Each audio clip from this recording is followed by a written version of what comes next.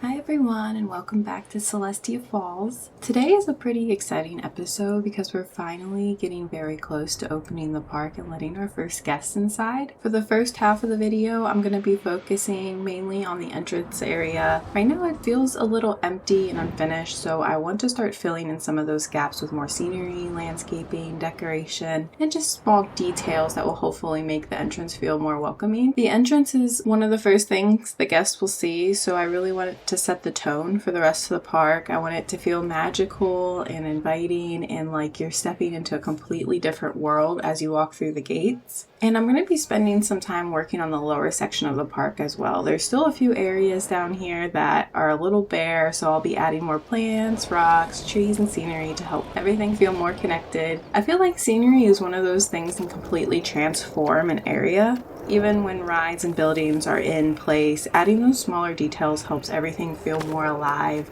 and just makes the park look so much more finished.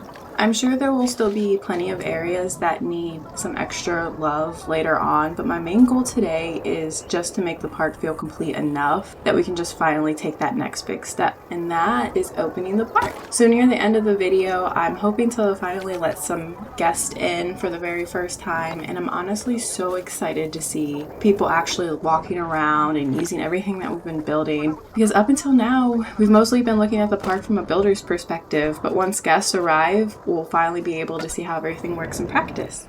Opening the park should help us identify any issues that might not be obvious while building. We may discover some paths are too narrow, certain areas are overcrowded, or guests are just missing important services like food, drinks, toilet, benches, and other facilities. There will probably be a few problems to fix, but that's just a part of the fun for me.